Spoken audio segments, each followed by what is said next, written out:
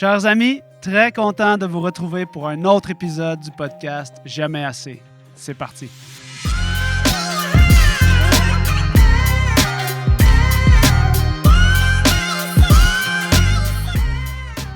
Bonjour à tous et bienvenue à ce nouvel épisode du podcast Jamais assez présenté par Café Barista et Physio Vélo.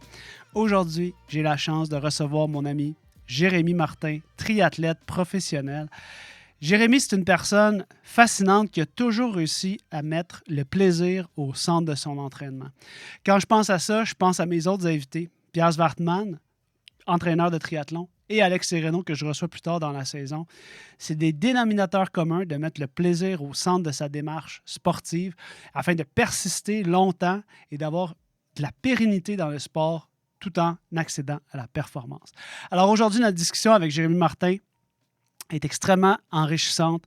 On parle de justement ses principaux sponsors. On fait la blague au début de l'épisode que ses parents ont été les commanditaires principaux de sa carrière sportive parce que oui, c'est dispendieux faire du triathlon.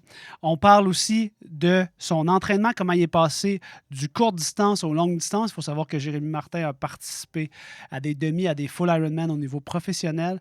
C'était vraiment un plaisir de pouvoir discuter de tout ça, d'aborder la nutrition, d'aborder ses erreurs parce que vous allez vous en rendre compte, Jérémy est dans une quête d'accéder à la performance, puis quand on accède à des niveaux de haute performance dans le sport d'endurance comme ça, de longue distance, on est toujours en train de fignoler, peaufiner, perfectionner sa technique. Et donc, on parle de tout ça ensemble pour n'importe quel sportif, amateur ou professionnel. Cette discussion-là va être très, très, très intéressante pour vous. Sans plus tarder, voici notre conversation. Bonne écoute. L'épisode d'aujourd'hui est rendu possible grâce au soutien de Café Barista. Si comme moi, vous êtes un geek, un passionné de café qui ne regarde pas la dépense, lorsque vient le temps d'acheter une excellente machine à café, un moulin à café ou même du café en grains, eh bien, Café Barista est l'endroit pour vous procurer de l'équipement de qualité pour rehausser tous vos matins, vos après-midi, vos soirées avec la meilleure expérience café possible. Et aujourd'hui, Café Barista a le plaisir de vous offrir 15% de rabais sur toutes vos commandes en ligne.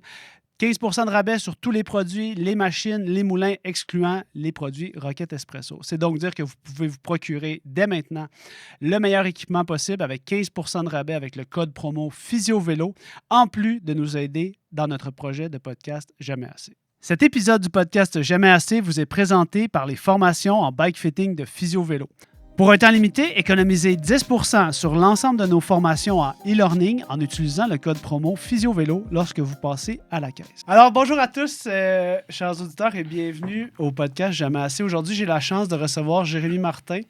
Jérémy Martin, triathlète longue distance depuis 4 ans maintenant. Merci, Jay, d'avoir fait de la place dans ton horaire pour nous, de descendre de Québec pour venir à Montréal. Merci de m'avoir invité. L'expédition. Aujourd'hui, on va parler de triathlon. On va parler de comment tu es arrivé dans le monde du triathlon, puis on va parler aussi de triathlon courte distance, triathlon longue distance. Pour plusieurs, le triathlon, ça se résume au Ironman, mais il y a beaucoup d'autres choses dans le triathlon, puis tu les as tous explorés, hein, tu as fait toutes les distances. On va parler de défis physiques, de défis mentaux dans ta préparation. On a déjà parlé un petit peu de nutrition, on va approfondir ça. On va parler de tes plus grands sponsors, tes parents qui ont sponsoré ton sport depuis toujours. Puis on va parler aussi de pourquoi tu as réussi à mettre le plaisir au centre de ton entraînement, puis pourquoi justement, c'est comme toujours été un... Moi, je te connais depuis Triathlon Québec, on s'est rencontrés en 2016, quand j'ai été aidé sur les camps d'entraînement, puis tout de suite, quand tu m'as parlé de ça en pré-entrevue la semaine passée, le fait que pour toi, de mettre le plaisir au centre de ton entraînement, c'était depuis un événement que tu vas nous raconter, tu sais, c'était devenu une priorité.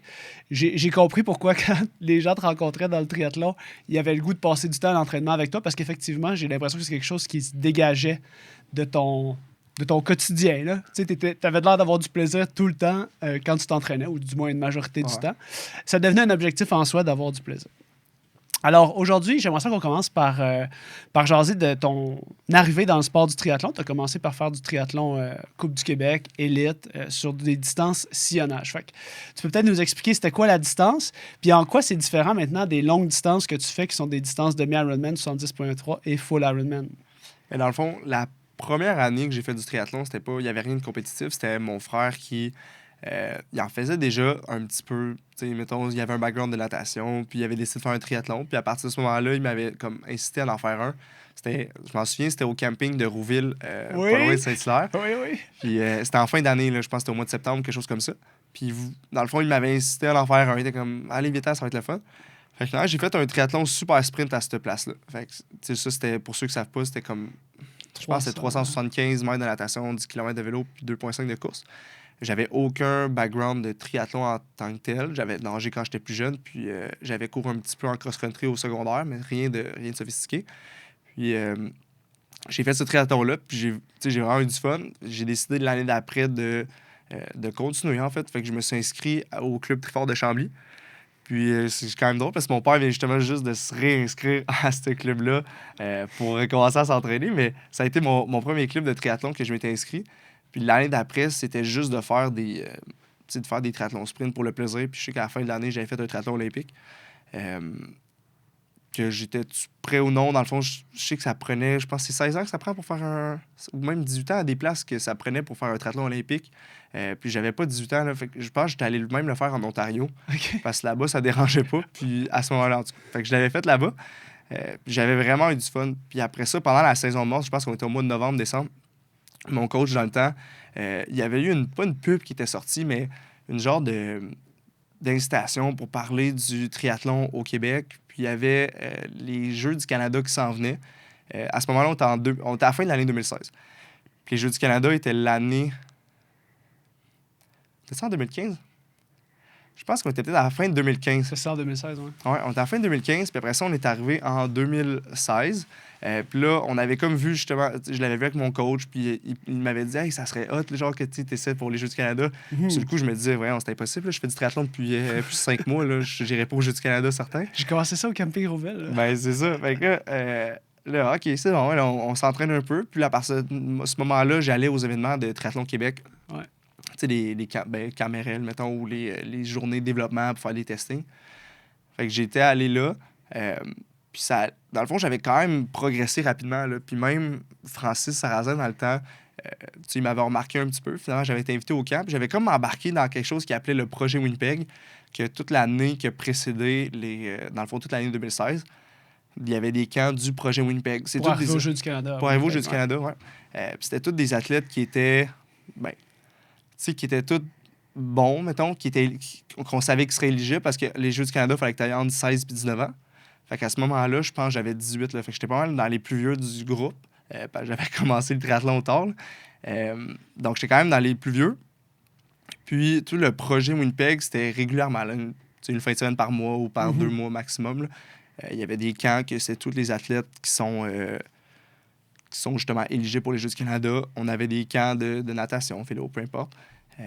Puis, justement, le coach, c'était Alex Serrano, qui était le responsable de l'équipe en tant que tel pour superviser les camps, ces choses-là.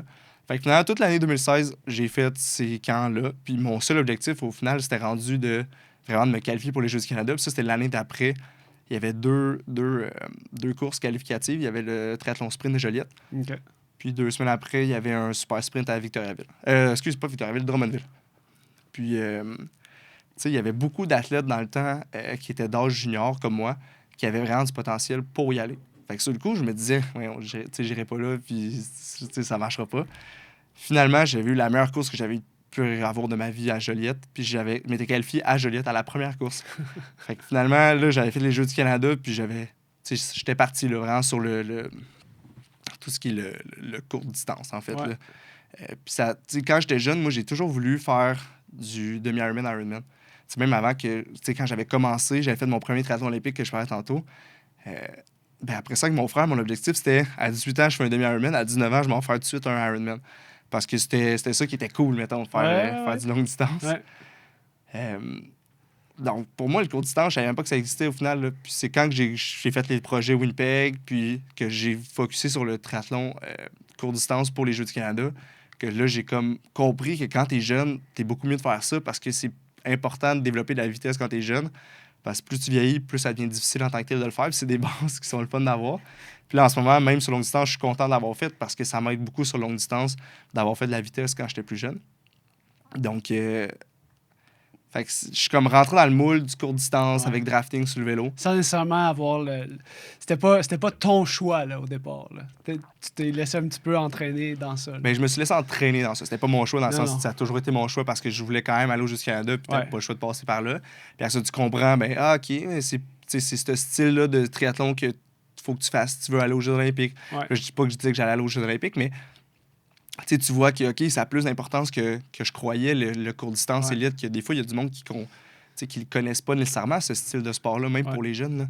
Fait qu'on parle d'une course, là, quand on parle de triathlon élite, pour les gens à la maison qui veulent comprendre, c'est qu'on a une course avec sillonnage. Fait que pour la plupart, dans notre imaginaire de c'est quoi un triathlon, c'est distance Ironman avec vélo de triathlon, les prolongateurs, les barres aérodynamiques. Mais là, on se retrouve dans une course où il y a beaucoup de stratégie, beaucoup de tactique, parce qu'il faut nager, sortir en même temps que le peloton idéalement, parce qu'on a le droit de drafter en peloton, et finalement jouer sa course de manière stratégique pendant le vélo pour qu'à la course à pied, si on a des jambes ou si on n'en a pas, ben on choisit comment on va pousser fort à vélo, est-ce qu'on va essayer de faire un échappé, tout ça. Donc ça, c'est là que tu as fait tes premières armes.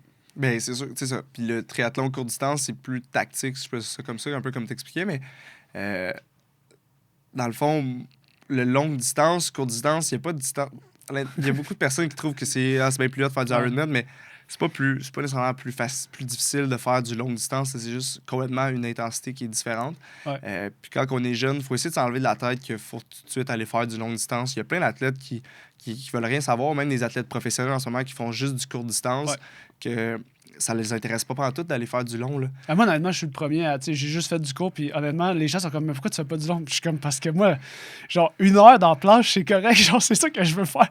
Je veux pas que ça dure plus qu'1 heure. On dirait que j'ai pas la force mentale de me dire que je vais y aller pour 4 heures de temps à moitié du pace. Je suis comme, j'aime mieux m'accoter puis que ça soit fini rapidement. Fait que je sais pas d'où ça vient, cet imaginaire-là. Puis tu sais, je le vois tous les jours avec les patients, les clients à la clinique. Il y a beaucoup de gens pour qui de faire l'étape du Ironman, c'est une motivation extrinsèque en soi, là, de dire, faut que je me rende là.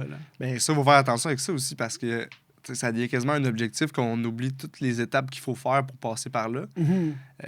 Puis il faut juste pas que ça devienne un défi que je fais un Ironman, puis après ça, j'arrête le sport au complet parce que j'ai fait ce que j'avais à faire, puis je suis tanné. Au final, le triathlon, c'est un mode de vie que tu adoptes, puis que tu essaies de continuer le plus longtemps possible. Puis l'Ironman, c'est une façon de se motiver à long terme pour continuer, c'est parfait, mais faut juste pas justement que ça devienne... On en voit souvent des personnes qui se disent « Ah, je veux faire un triathlon ».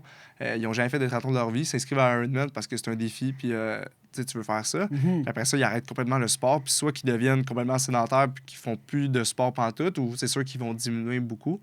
Mais c'est sûr que pour le longue distance, il faut que tu sois prêt à faire des longues sorties de vélo la fin de semaine, des longues sorties de course à pied.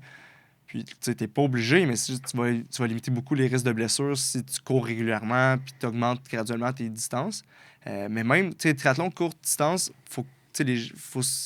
les gens, ils font quand même beaucoup de volume. Là. C'est ça, le volume, au final, si tu t'entraînes pour du court distance de haut niveau puis du triathlon Ironman de haut niveau, le nombre d'heures que tu passes à l'entraînement, c'est très similaire. Bien, les triathlètes professionnels qui s'entraînent pour les Jeux olympiques, par exemple, ils vont faire au-dessus de 25-30 heures semaine d'entraînement pour quand même du court distance. Là. Puis même en ce moment, aux Olympiques, c'est un triathlon olympique, donc 1,5 de natation, 40 de vélo puis 10 de course. Il y a beaucoup de courses que c'est des sprints. Donc, des fois, sur le circuit circuit de WTS, c'est des sprints ou olympiques pour les événements. Mais de plus en plus, il y a des super sprints qui se font rajouter là-dedans. Puis même, le Super League, là, mettons, Super League. Qui essaie de diversifier les pratiques. Là. Pour ceux qui ne connaissent pas ça, le Super League, c'est... Une façon... Ils brassent les cartes, là, puis à chaque course, c'est un peu différent. Fait que des fois, tu as comme 2 triathlons de suite, des triathlons à l'envers où ce que tu fais la course à pied en premier. Il y a vraiment... ça, c'est vraiment des événements incroyables à regarder. Puis on est content parce que je pense qu'ils ont recommencé. Ils avaient pris un petit break pendant la pandémie. 2020-2021, ça avait été off, puis ils ont repris le programme régulier là, cette année. Là. Ben, au final, vu qu'ils ont décidé d'introduire les relais aux Jeux olympiques, que c'est une distance qui est très, très petite. Là. C'est même pas un triathlon super sprint, là, c'est encore plus court que ça. Donc là, les fédérations, eux autres, commencent à introduire encore plus de courses super sprint. Puis je pense justement à la série Grand Prix cette année, qui est la série au Québec pour le triathlon élite. Justement, quand je faisais le projet Winnipeg, l'année, tu focusais sur ces courses-là. C'est des courses élites avec drafting. Cette année, je pense que dans toute la série, il y a une seule course que c'est un sprint. Les autres, c'est toutes des super sprints ou plus courts. Donc, c'est fini. Puis des fois, il y a des comment on appelle ça, des éliminations, dans le sens que tu as 3 des races demi-finales, finales, là, C'est ça. ce style-là, puis que c'est dans le tapis, mais des courses qui durent 15 20 minutes, minutes, ouais. même pas. Là. Mais tu fais 3 que- triathlons dans ta journée. Ouais, mais tu as une pause, tu recommences après, puis il y a des éliminations en tant que telles. Mais c'est juste pour... Dans le fond, je pense que le but, c'est juste de rendre ça plus attrayant, mettons, le sport, le triathlon, que des fois, ça peut être monotone à regarder, parce que, même triathlon olympique, quand des fois, tu regardes, puis il se passe pas grand-chose, ils roulent en peloton, puis après ça, il y a des trucs d'excitants qui se passent rendus à la course à pied. Il y a souvent des gens aussi qui demandent pourquoi que le Ironman, c'est pas aux Olympiques, mettons. Là, pourquoi que de voir l'Ironman, c'est bien plus cool, pourquoi ils font pas ça aux Olympiques. Mais je pense pas qu'il y aurait des très bonnes cotes d'écoute s'ils mettaient des courses de 8 heures à la TV pour les Olympiques, justement. Une des choses vraiment importantes que tu m'as parlé en pré-entrevue, c'était un peu un point tournant. Puis tu m'as parlé de tout ça parce que ça avait été un point tournant pour toi au niveau de te recentrer un peu. Puis tu m'as dit un début, c'est l'équilibre. J'essaie de trouver l'équilibre dans ma pratique du sport pour garder le plaisir, mettre ça de l'avant. Puis tu m'as dit qu'après les Jeux du Canada, ton plus gros sponsor, a.k.a. tes parents, t'ont dit « Hey là, Jay, je pense que t'es comme rendu sur une voie où est-ce que on dirait que c'est plus le plaisir qui est de l'avant. » Oui, c'est vrai. Ils t'ont reflété ça, tu sais. Ils m'ont fait réaliser que je n'avais pas nécessairement autant de plaisir que je devrais en avoir. Après les Jeux du Canada, je sais pas que j'étais dans ma bulle, mais je me disais, hey, t'es quand même meilleur que tu pensais, puis tu vas peut-être te rendre plus loin, ça va bien tes choses et tout. Mais à partir de ce moment-là, quand j'arrivais sur toutes les autres courses, je me mettais plus de pression parce que je savais que j'étais supposé être meilleur parce que j'avais réussi à me qualifier pour les Jeux du Canada, j'étais censé être parmi les 3 meilleurs juniors au Québec, puis... donc, je me mettais beaucoup de pression, puis c'était rendu à un point que, au final, j'avais plus de fun. Même dans les entraînements, j'étais stressé parce que je pensais aux courses, il fallait que je sois à mon affaire. C'est correct d'être stressé avant des compétitions, mais il y a une différence entre être stressé parce que tu as hâte, puis ça va être le fun, ou bien être stressé parce que... T'as pas le goût de le faire, finalement. T'as pas le goût de le faire, puis surtout que moi, ma grosse partie faible, c'était la natation. Fait que chaque course se décidait par la natation. Si j'avais un bon départ, si j'avais une bonne natation, je savais que j'allais avoir du fun pendant la course, ça allait bien aller. Mais je savais aussi que si j'avais pas de bonne natation, c'était terminé. Là. J'allais rouler pas avec les personnes qu'il fallait, puis ça allait pas finir comme je voulais. Fait que je mettais tellement de pression, parce que je me disais, faut absolument que ma natation aille bien. Fait que tous les départs de course, j'avais aucun plaisir. Là. J'anticipais juste la natation, je me disais, ça va-tu bien aller, ça va-tu pas bien aller aujourd'hui? Donc, c'était un gros stress, puis j'avais plus de fun là-dedans. Là. Au final, je me mettais tellement de pression que je réalisais pas à quel point j'avais plus de fun. Puis c'est justement mes parents, à un moment donné, ils voyaient là, qu'il y a une couple de jours avant une compétition, j'étais pas parlable, j'étais stressé, pas rien, pas agressif dans le sens... ça se voyait que j'avais pas le goût d'être là, nécessairement. Puis eux, ils m'avaient juste dit que si je continuais à être de même, ben eux autres, ils arrêtaient de payer. Le podcast Jamais assez vous est présenté par Café Barista. Café Barista, c'est l'entreprise avec laquelle j'ai sans doute fait le plus d'excès au niveau de mes achats café. Moi, je suis un petit peu obsessif au niveau de mon café le matin. Et tout mon entourage m'en est reconnaissant parce que oui, à chaque fois que quelqu'un vient à la maison, chez nous, ou quelqu'un vient à la clinique, la plupart des gens savent qu'on va leur offrir un excellent café. Et donc, ça me fait toujours plaisir de pouvoir faire un café. Pour moi, c'est un moment privilégié de partager une expérience. On n'a pas le temps de faire un souper au resto, mais on peut partager un bon café ensemble, un petit 5 minutes où tout le monde se sent bien. Pour moi, c'est ça l'expérience café. Chez Café Barista, oui, on a parlé dans certains épisodes des machines à café. Ici, on a la Stone, qui est probablement le meilleur rapport qualité-prix sur le marché. Et rappelez-vous, vous pouvez économiser 15 % sur tous vos commandes en ligne lorsque vous utilisez le code promo PhysioVélo à la caisse. Certaines exceptions s'appliquent, voir dans la description sous le podcast. Pour revenir à nos moutons, lorsque je fais un café, un de mes grands plaisirs et une de mes grandes obsessions, outre le fait d'avoir une extraction parfaite, c'est de réussir à faire du latte art. Le latte art, c'est un côté très obsessif de tout bon barista. Et une des choses qu'il faut savoir, c'est que moi, je n'ai pas été bon dans le latte art avant de réussir un cours avec Barista Montréal. Une des choses que j'aurais dû faire bien avant dans mon parcours de barista, c'est prendre des cours de latte art. Puis ça a été vraiment pour moi un grand plaisir. À l'équipe ici, Physio Vélo, on a fait beaucoup de team building dans des formations de café chez Team Barista, chez Café Barista. Alors, je vous recommande fortement, si vous êtes dans le même paradigme d'obsession café que moi, de consulter le site Café Barista, de commander votre café en ligne en utilisant notre code promo PhysioVélo pour 15% de rabais, mais aussi d'aller voir leur formation en ligne, leur formation en classe, pardon, et de vous assurer que si vous voulez réussir du latte art, eh bien, je vous conseille fortement de prendre un cours. Finalement, toutes les recettes de Café Barista, que ce soit le latte, le cappuccino, le macchiato, toutes les différentes entre chacun des breuvages est disponible dans nos articles de blog concernant chacun de nos épisodes du podcast Jamais assez. Sur ce, bonne écoute. Dans le fond, j'ai réalisé après que si c'était pas mes parents, je pourrais pas faire ce sport-là. Ouais. Donc, j'avais deux options. C'était soit je change de mentalité complètement, puis je commence à apprécier le sport, qu'au final, j'aimais ça, faire ce sport-là. Ouais. Ou bien, je reste de même, mais anyway, ma carrière est finie parce que j'aurais plus de funding, puis j'aurais pu essayer pendant un peu de temps de voir qu'est-ce que je fais, mais j'aurais été encore plus stressé parce que là, il faut que tu travailles encore T'aurais plus couru pour à essayer ta de perte payer. tout seul. Là. Ben, c'est ça. Mais moi, je trouve ça impressionnant parce que, tu sais, mettons, à 17, 18, 19 ans, avoir cette réflexion-là, puis prendre le virage de pas tout dropper, tu sais, parce que je pense que plusieurs personnes à cet âge-là vont prendre la décision de juste arrêter, tu sais, parce que de toute façon, au Québec, ben, des fois, on sait qu'on fera pas nécessairement de carrière, puis on fera pas d'argent, de revenus avec ça. Puis toi, t'as shifté en... Tes parents, ils t'ont sorti un peu, malgré cette menace-là, d'arrêter de couper les vivres, là, au niveau Ben, du... ça m'a fait sortir un peu de ma zone de confort. Pas que j'étais confortable dans mes Non, courses, non, là, non. mais dans le sens de me faire réaliser que c'est un privilège que j'avais de pouvoir faire ça au niveau que je le faisais, par pouvoir partir en camp d'entraînement avec les autres athlètes. J'avais du fun là, quand je partais en camp d'entraînement, donc il n'y avait pas de raison que je devais ne pas avoir de fun Fait pendant les courses. qu'est-ce que tu as fait? Comment tu t'es senti dans le fait de dire, OK, je vais continuer, mais tu sais, parce qu'on dit tout le temps, j'ai changé mon mindset, mais je veux dire, ça se fait pas du jour au lendemain en claquant des doigts. Là. Ben, je dirais pas que ça s'est fait du jour au lendemain, mais quasiment, dans le sens que après ça, je me suis plus mis dans un mood de j'ai fait le travail que j'avais à faire. Donc, si ça va pas bien, puis dans la natation, mettons, je sors pas comme je voulais, ben je ferai avec. Au pire, je vais me ramasser à faire un 20 km dans le tapis pour essayer de me classer comme du monde ou faire de quoi qui fait du sens. Mais rendu à la course, je pouvais rien faire de plus. Là. Je pouvais pas changer ma technique, je pouvais pas changer mon entraînement que j'avais fait avant. Donc, il fallait juste que je me suis rendu compte quand que j'étais confiant de l'entraînement que j'avais fait, ben il arrivera ce qui arrivera pendant la course, puis je sais que je suis prêt. Puis il y a des choses que tu contrôles pas. Mais je me suis juste dit que l'entraînement était fait, puis j'avais du fun en m'entraînant. Donc, on fait juste continuer avec la course. Puis ça a marché pour moi, dans le sens qu'après ça, j'ai commencé à avoir plus de fun. Puis c'est quand j'ai commencé à avoir justement moins de fun sur le court distance que là, pas sur un coup de tête, mais j'ai quasiment tout arrêté d'une shot. Là. Ouais. Je me suis dit, non, j'ai recommencé à ne pas vouloir racer. Fait que là, C'était comme ton voyant lumineux là, qui t'avertissait que ça revenait. Là.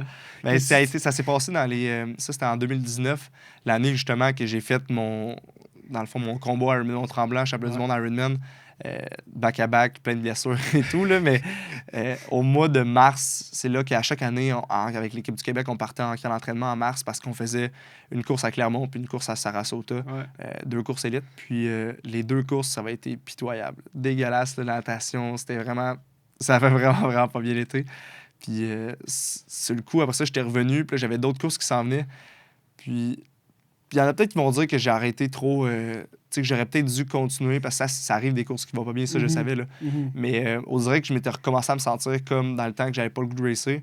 Fait que, on dirait que sur le coup, j'avais même pas le goût d'essayer de pousser là-dedans, puis finir mon année, puis de voir est-ce qu'à la fin de l'année, genre j'allais être content d'avoir continué.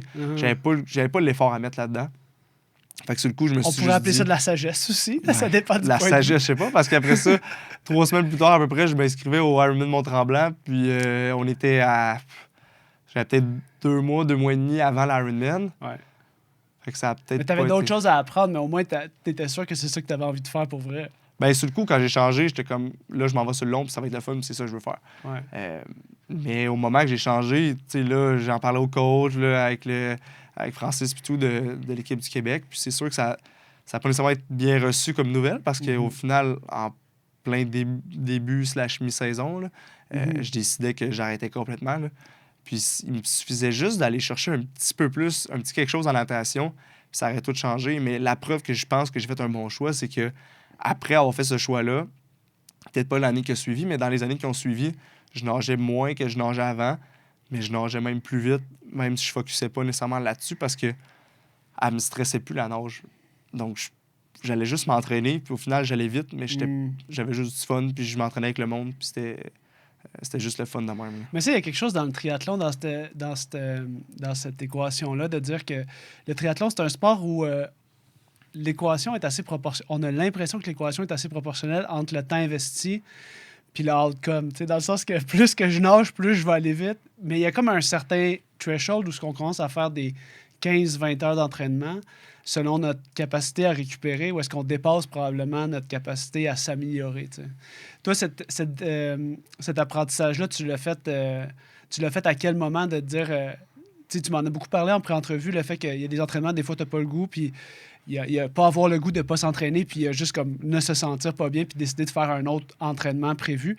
C'est quand tu sais, puis je suppose que c'est aussi un processus qu'à tous les jours, tu réévalues. Est-ce que j'ai bien récupéré mon entraînement? Est-ce que je peux me présenter? Mais est-ce que c'est arrivé avec la longue distance ou finalement, tu t'es rendu compte que même dans le court distance, peut-être que tu t'entraînais trop un peu, comme tu disais, là? Je pensais souvent que je m'entraînais trop en courte distance, mais je pense que par moment, c'était l'inverse. Que je m'étais tellement... Tu sais, quand j'enlignais... Parce que l'affaire en courte distance, c'est que souvent, tu as des courses très, très régulièrement. Fait que ça soit une course par fin de semaine ou une course par 2 fins de semaine, j'étais dans un mode de... Faut que je fasse attention de ne pas être en surentraînement et de pas de m'entraîner en fou parce que je veux être en forme, je veux être reposé pour mes compétitions. Donc, à ce moment-là, ben, tu sais, j'avais une course. Puis là, la semaine après, je me disais, il faut que je sois en récupération après ma course. Puis là, t'arrivais la fin de semaine. Là, t'arrivais dans une nouvelle semaine, mais t'avais une compétition qui s'en venait. Fait que tu disais, ah, ben là, il faut que je sois en taper. Fait que t'étais tout le temps soit en récupération ou en taper. Puis je me suis rendu compte, justement, ça, c'est en allant vers les Jeux du Canada. Puis ça avait super mal été, ma compétition. Puis je me suis rendu compte après que c'est parce que je m'entraînais pas assez. Je suis quelqu'un qui a quand même besoin de beaucoup d'entraînement si je veux me sentir bien. Puis à partir de là, j'ai compris que c'est pas parce que tu es en taper tout le temps que tu vas performer. Il faut qu'il y ait des périodes que tu t'entraînes fort. Puis quand je suis arrivé sur longue distance, c'est sûr que c'est différent parce que le volume, j'ai dû adapter un peu ça. Mais la transition s'est bien faite sur longue distance parce que la première année que j'ai changé, je me mettais pas de pression, j'avais pas de pression ou quoi que ce soit. J'ai juste décidé de faire le switch. J'étais arrivé au Ironman Mont-Tremblant, puis j'avais pas d'attente, j'avais jamais fait ça. Puis j'étais à peine entraîné. Fait que je me suis juste dit, on va aller là, puis il arrivera ce qui arrivera. Là. Donc, Jérémy, tu es en train de me dire que lorsque tu as commencé à faire le triathlon longue distance, tu as découvert que tu t'entraînais pas assez, que tu avais besoin d'une certaine quantité d'entraînement, puis que peut-être un taper comme celui qui t'était proposé, c'était pas ça qui te permettait de performer le jour de la course. Dans un sens, ouais. Que je répondais bien, justement, à avoir beaucoup de volume. Mais là, tu sais, il y a une limite quand même. Là. Je veux pas dire que j'ai commencé à m'entraîner 35 heures semaine puis que mon corps était super content, tout allait bien. Là. Mais t'as-tu augmenté le volume total d'heures par semaine? Oui, je l'ai augmenté, mais pas tant que ça, parce qu'au final, en même temps, quand j'ai changé sur longue distance, ben, je me suis blessé au Ironman. Puis après ça, tu sais, comme n'importe qui fait un Ironman qui n'est pas préparé, les risques de se blesser sont immenses. Là. Puis souvent, le monde ne s'en attend pas, mais la réalité, c'est comme je connais plein de monde qui se sont entraînés pour faire un marathon. Leur premier marathon, sans avoir fait des courses de 10, 20, peu importe kilos. Puis ils se blessent tous au final dans leur préparation. Moi, c'est pas dans la préparation. Je pense que c'était plus dans la course en tant que telle que je m'étais blessé. Puis après ça, j'étais en mode régler les blessures avant d'aller au championnat du monde. Mais je me suis rendu compte que je répondais bien au volume, mais par contre, il faut quand même que je fasse attention à la récupération, que ce soit le sommeil, nutrition ou juste en général se rouler, s'étirer. Là. C'est quoi l'enjeu de récupération que tu as le plus amélioré depuis que là, tu as fait ce switch-là depuis 3 ans, 4 ans? Me rouler puis m'étirer régulièrement. Là. Ah ouais? Ça, c'est quelque chose que je faisais vraiment pas souvent. Puis là, j'ai commencé à le faire plus, puis ça va bien. Puis aussi, quand que je suis arrivé à Québec, bien là, j'ai commencé à m'entraîner quand même fort. Puis tout de suite, j'ai pogné des périostites dans les deux jambes. Puis après ça, ça a été de la gestion de périostites. Puis j'ai compris à quel point c'est important de se rouler, s'étirer, de faire du renforcement musculaire sur, par exemple, les mollets pour éviter de réavoir d'autres périostites. Ben ça, c'est un peu une question, je pense, que tous les auditeurs puis tous nos abonnés là, à Physio Vélo se questionnent, c'est comment on intègre, quelle musculation on intègre en plus des heures d'entraînement. Parce qu'on sait que, en tout cas, pour moi, pour avoir des discussions avec mes clients, souvent, la première chose qui prend le bord dans leur entraînement, c'est qu'ils font du longue distance en triathlon. C'est les séances de gainage puis de musculation. Alors que moi, j'essaie de leur refléter souvent que c'est peut-être là que se situe le plus gros gain en termes de prévention des blessures. Le but, c'est pas de prendre de la masse musculaire, là, c'est vraiment... Mais même sur la force en général, puis t'aider sur le... Pas parce que tu fais... puis là, je veux pas parler en tant que spécialiste, parce que j'en suis pas un, mais... tu sais, mettons qu'on s'entraîne pour la longue distance, on fait du volume, on fait de l'endurance tout le temps. Donc, c'est pas parce que tu fais de l'endurance tout le temps qu'en muscu, que là, tu veux pas faire des séances d'endurance musculaire en musculation. Mais ça, tout le monde pense ça au début. Mais, là, ça commence à ou que le monde font justement de la musculation, puis qu'ils font de l'endurance, dans le sens des séries de 12 à 15 répétitions, exact. Parce qu'ils se disent, ben là, je fais du longue distance, il faut que je fasse ça aussi. Ouais. Mais ton corps, il en fait déjà en masse d'endurance. Il faut que tu ailles chercher d'autres filières, d'aller faire d'autres types d'entraînement. Ouais. Mais c'est super important. Puis, quitte à skipper un jog de 30 minutes pour aller faire une séance de musculation, je pense que ça peut être bénéfique. Puis juste pour les blessures aussi. Oui, puis ça, tu vois, je pense que d'inviter un préparateur physique comme Charles qui fait votre préparation physique, je pense que ça serait intéressant d'explorer un petit peu ces concepts-là parce qu'on le sait maintenant avec la littérature que les concepts d'entraîner la force sur des séries avec moins de 5 répétitions, c'est probablement là qu'il y a le plus de gains pour des athlètes d'endurance. Je pense à une conférence que j'avais assistée avec Yannick Morin à la Tôle, qui est préparateur physique pour plusieurs équipes nationales. Puis ça, c'est vraiment un concept qui a été, je pense qu'il devient de plus en plus démocratisé au niveau de l'éducation, que lorsqu'on s'entraîne, puis c'est quelque chose d'assez récent là, dans les 10 à 5 dernières années, le fait qu'on essaie de polariser aussi lorsqu'on arrive au gym, de faire comme non, on va faire de la vraie force, puis on va faire des deadlifts vraiment lourds, mais pas beaucoup de reps, tu sais. C'est comme un petit peu un changement de mentalité. Là, c'est dur aussi en tant que triathlète parce qu'on n'est pas reconnu pour être les plus forts au monde. Donc, des fois, ça peut être démoralisant un peu de dire hey, je me prends un abonnement au gym. Ça va au gym, puis là, tu vois tout le monde qui lève des gros poids. Pour aller faire des deadlifts avec une plate. Tu fais ton leg press avec 35 livres de chaque bord au début, puis là, tu te dis, là, j'ai vraiment d'affaires là. Ouais. Mais il y a tellement de bénéfices. Puis moi, c'est ça. Quand je travaille à Québec, j'ai introduit une bonne séance de préparation physique.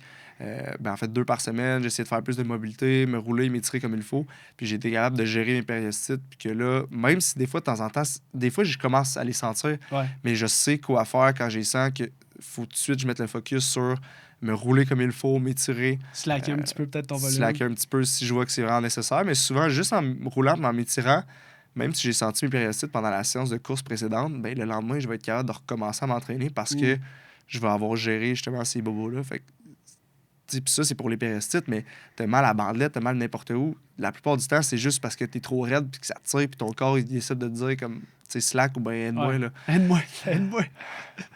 Comment t'as fait pour avoir cette discussion-là avec ton coach quand t'es arrivé à Québec? Parce que pour toi, le fait d'avoir du plaisir à l'entraînement, c'était un focus. Tu t'es dit... il faut, tu l'as vécu 2 fois. Tu l'as vécu au Jeux du Canada, puis tu l'as vécu quand tu as recommencé à Clermont puis à Sarasota, puis quand tu as décidé de faire le switch complètement. Tu le sais, là, les voyants lumineux s'allument quand tu n'as plus le goût de participer à tes compétitions. C'est quoi la discussion que tu as eue avec ton coach pour aborder ça? Parce que tu as sûrement dit, écoute, moi, genre, je suis prête à m'entraîner beaucoup, je suis prête à faire plein de trucs, mais genre, voici mes... guillemets, pas mes conditions, mais mes critères pour que je puisse en faire longtemps. Ben, je suis quand même chanceux dans le sens que mes coachs ont toujours été, puis je dis mais comme si j'en avais eu 50, là, mais j'ai surtout eu 2 coachs principaux dans ma vie. Là. Puis ils ont toujours été super à l'écoute de leurs athlètes en général, puis comment tu te sens, puis comment ça va. Donc quand je suis arrivé à Québec, Pierre-Yves, quand que justement on parlait en entraînement ou peu importe, que ça soit pour moi ou pour tous les athlètes, il essaie toujours que l'athlète ait un équilibre entre justement l'entraînement, l'école, la vie sociale, la vie personnelle, toutes ces choses-là. Puis il sait que si l'athlète est content, puis que ça va bien, puis il a le goût d'aller aux entraînements, la performance, ça va venir avec par la suite. Donc, ça faisait un peu moins qu'1 an, j'étais à Québec avec Pierre-Yves quand j'ai décidé de faire le switch sur la longue distance. Puis je m'en rappelle, je l'avais appelé, puis j'avais parlé, puis il était quasiment content dans le sens que lui, c'est un athlète de long, puis il était un peu comme moi, hein, il nageait moins vite, mais il était un bon rouleur, un bon coureur. Fait que, à ce moment-là, il m'a super encouragé là-dedans. Puis, dans le fond, il était quasiment content. Il était quasiment plus content que j'ai décidé de faire le switch. Il se disait sûrement, enfin... C'est là qu'il faut qu'il s'en aille. Je l'ai eu, il a réussi à changer. Il a compris, genre, exact. Il faut qu'il fasse ça. à l'Université Laval, tu sais, au programme, puis moi, j'ai eu la chance d'aller là aussi pour faire un petit peu d'entraînement dans le Rouge et Or. Tu sais, on est chanceux, on est hyper bien entouré. Il y a vraiment un... J'ai l'impression que c'est comme un peu l'université américaine, tu sais, le modèle de, justement, le football ramène de l'argent, puis les autres sports en bénéficient, puis on est vraiment chanceux de cet environnement-là si on va à l'Université Laval à Québec, dans le Rouge et Or. L'aspect préparation mentale, tu sais, maintenant que tu as moins ce stress-là de te présenter aux courses, parce que là, maintenant, tu as du plaisir à l'entraînement, comment tu prépares tes courses? Comment tu fais ta préparation mentale pour, justement, tu sais, un Ironman, c'est long, ça va durer, mettons, grosso modo, en moyenne 8 heures, plus ou moins 30 minutes. Là, je sais pas où tu es rendu dans tes objectifs, mais comment On va tu dire fais... plusieurs heures. Comment tu fais pour te préparer puis anticiper les moments qui sont plus pénibles dans une course? Parce que là, tu en as fait. Tu as fait Hawaï 2 fois. Tu as eu des moments pénibles dans certaines courses. Comment tu fais pour te raccrocher quand les moments pénibles se présentent à toi dans la compétition? Honnêtement, je dirais pas que j'ai un mental de feu parce que c'est pas vrai. Il y en a beaucoup qui pensent que hey, t'es bon, tu fais de longue distance. Donc, parce qu'au final, la longue distance, c'est tellement mental. Là. Oui, c'est long, c'est dur sur le corps et tout, mais... Cet épisode du podcast Jamais assez vous est présenté par les formations en bike fitting de Physio Vélo. Pour un temps limité, économisez 10% sur l'ensemble de nos formations en e-learning en utilisant le code promo PhysioVélo lorsque vous passez à la caisse. La clinique PhysioVélo offre des formations en bike fitting depuis 2018. Nous avons accueilli plus de 500 étudiants afin d'expliquer, afin de démontrer, en fait de pratiquer, afin de donner toutes les connaissances nécessaires aux passionnés de vélo pour faire du bike fitting, pour recevoir des clients en clinique. Que ce soit des clients comme Primo Vélo, Décathlon Canada et tous les physiothérapeutes et les kinés en Europe, en France, en Belgique et au Canada qui se sont formés avec nos formations en ligne. Tout notre contenu éducatif permet aux passionnés de vélo de prendre en charge des cyclistes en clinique ou en boutique vélo afin d'optimiser leur positionnement. Sachez aussi que nos formations en ligne permettent aux étudiants qui ont terminé le curriculum d'assister à nos cours en classe pour venir perfectionner toute leur habileté de bike fitting en laboratoire pratique lors de nos formations au Québec et en France. N'oubliez pas d'utiliser le code promo PhysioVélo pour économiser 10% sur nos formations en ligne lorsque vous passez à la caisse. Ça se passe tellement dans la tête. 180 km de vélo, quand tu es tout seul puis tu as le vent en face, tu as le goût... Tu sais, des fois, c'est déjà arrivé que j'espérais avoir un flat quasiment là, pour me dire je suis tanné, j'ai juste le goût d'avoir une raison pour mettre le flasher puis d'arrêter de rouler. Là. Mais à force de faire des entraînements de longue durée tout seul, par exemple, quand tu fais des sorties de vélo de 200 kg puis que tu es tout seul à rouler, mais au final, tu es juste dans tes pensées, tu es juste avec toi, puis tu sais que tu es capable de le faire.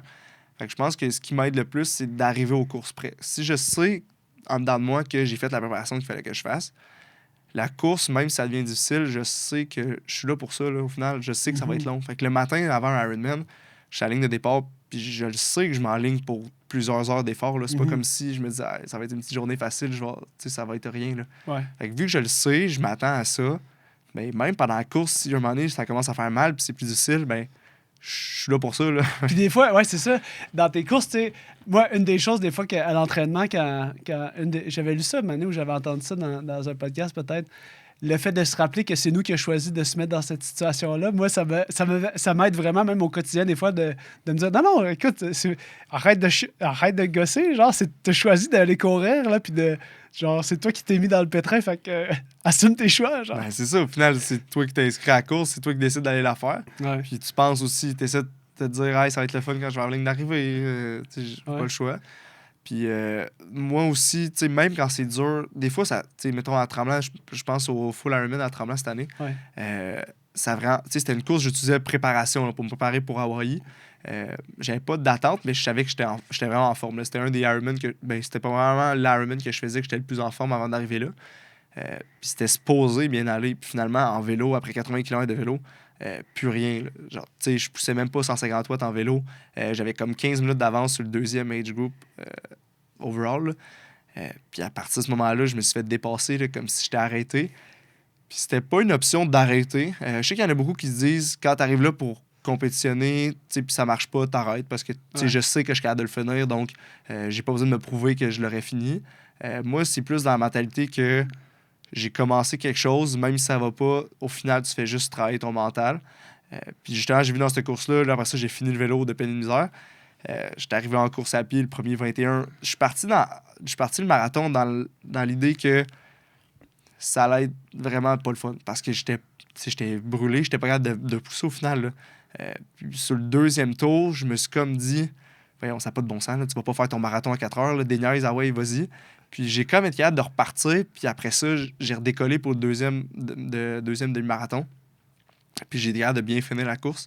Mais au final, j'ai fait surtout ça pour travailler mon mental. Ouais. Fait que c'est à force d'en faire que tu développes ton mental, tu apprends à te connaître, puis que quand une certaine situation arrive, tu te dis, hey, c'est déjà arrivé, puis tu es capable de passer au travail. Des gros entraînements que tu finis bunker, puis tu essaies de le finir pareil, ben, c'est un peu le même feeling que tu vas rechercher qu'en course quand tu es brûlé tête, puis ça marche plus. Là. Est-ce que c'est un objectif en soi d'aller voir c'est quoi la limite? Des fois, le nom du podcast, c'est un peu ça. Des fois, c'est de se dire, j'en ai jamais assez, mais des fois, c'est assez. T'sais. C'est quand que c'est assez?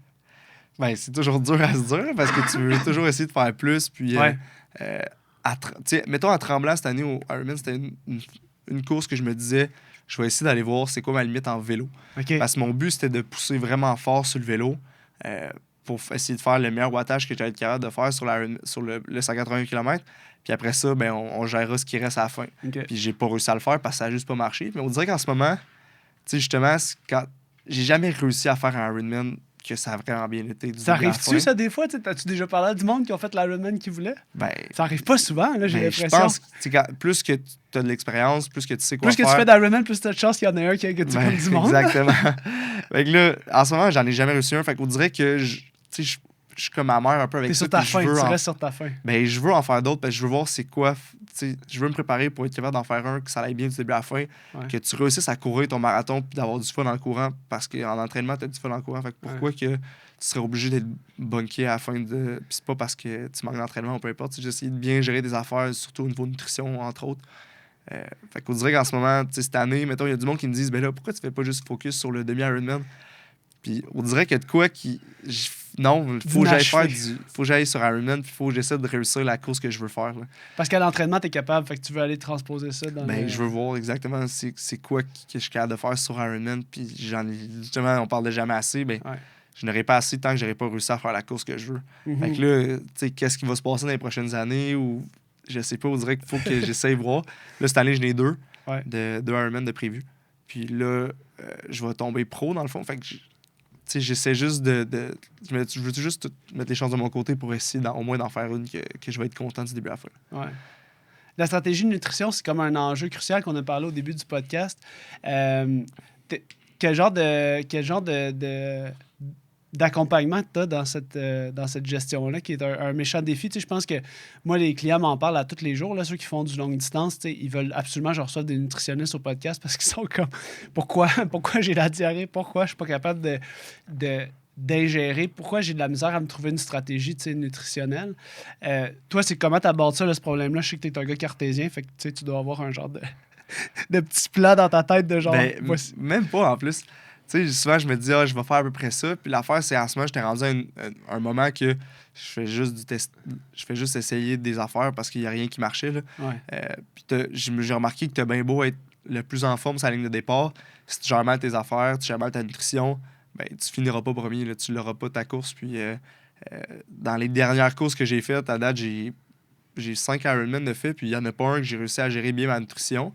Que ça soit tu prends pas assez de sel, que ça soit les problèmes gastriques ou autres. Là. Donc, j'ai essayé de faire du testing, mais ce qui est dur, c'est que jamais je fais un entraînement de 8 heures. Une journée de...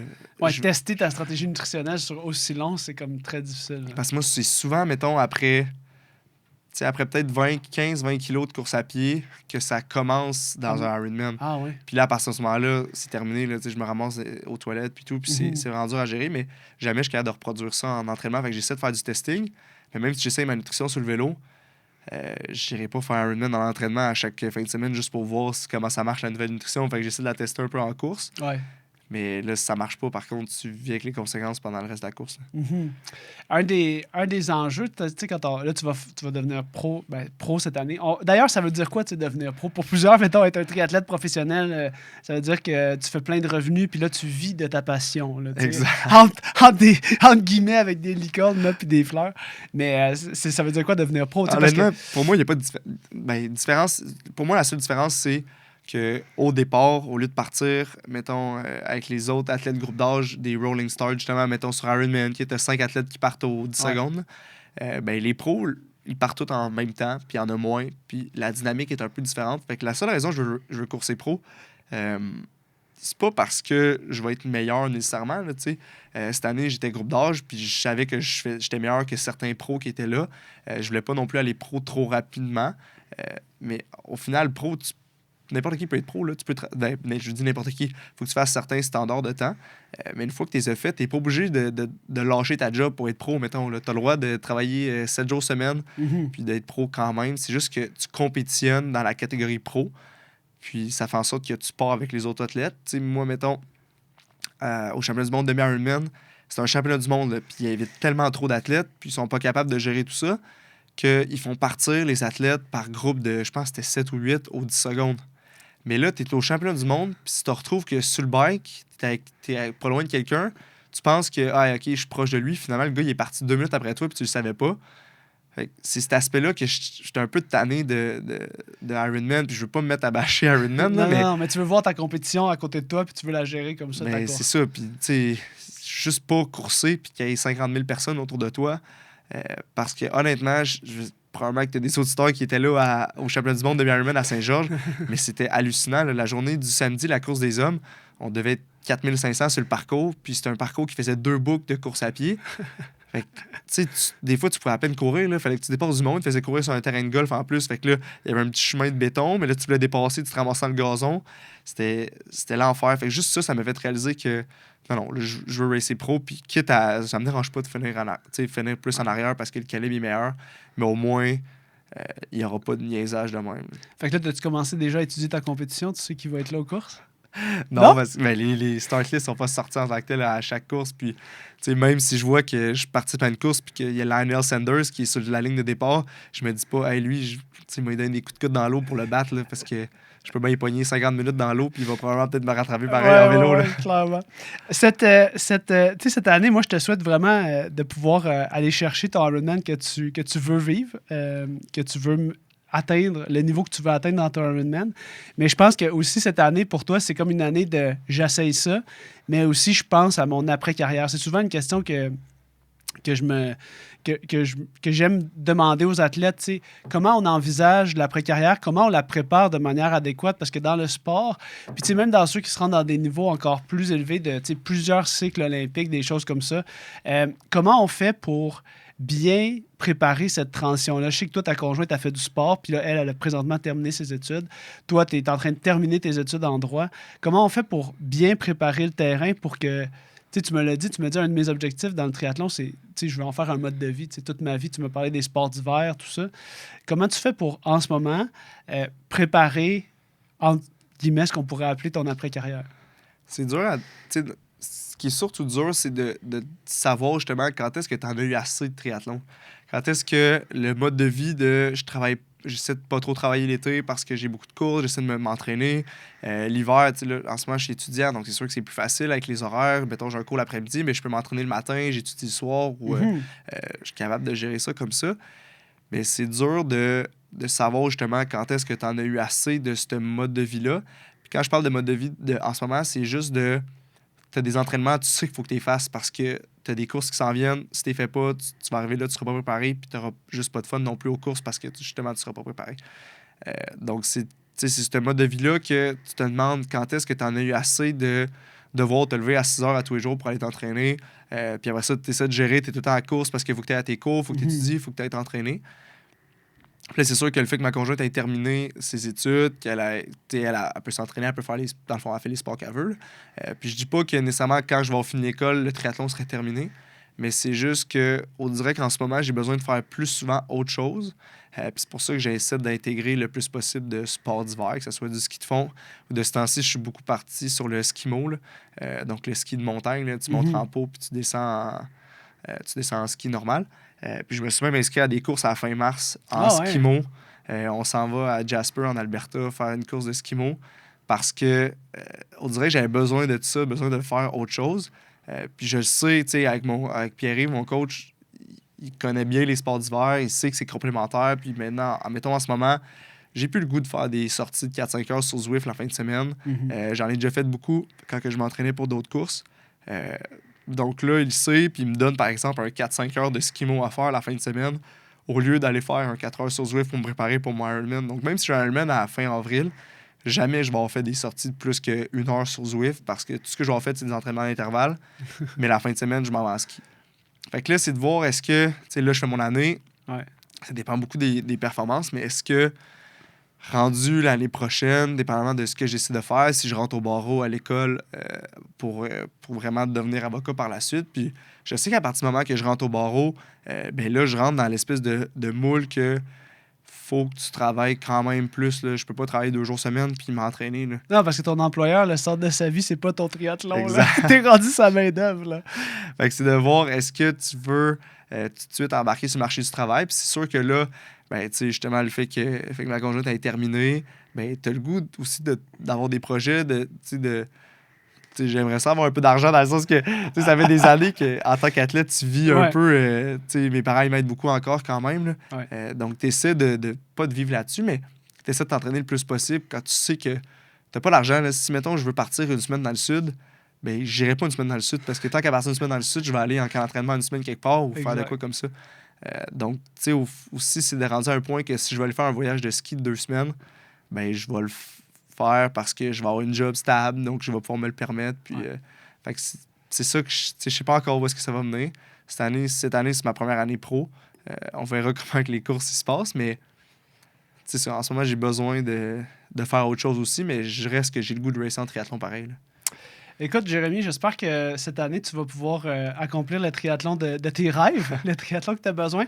Je pense que c'était vraiment intéressant, puis ce qu'on retient, c'est vraiment ton besoin de trouver ton équilibre à toi qui t'appartient par rapport à tes entraînements. Je pense que ça peut être intimidant quand tu dis « Moi, j'aurais pas fait plus qu'1 heure sur Zwift avant de me présenter à mon Ironman. » Mais c'est ultra rafraîchissant de pouvoir avoir cette discussion-là avec quelqu'un qui performe à un haut niveau puis qui a été capable de mettre... Tu as comme mis tes limites, finalement, à travers tes expériences. Puis ça, je pense que c'est vraiment tout à ton honneur. Alors, je vais te souhaiter une saison à la hauteur de tes attentes, une course qui se passe bien du début à la fin, une stratégie nutritionnelle on top of Merci. your game. On va voir si le skimo va apporter fruit ou bien si ça va être un gros flop.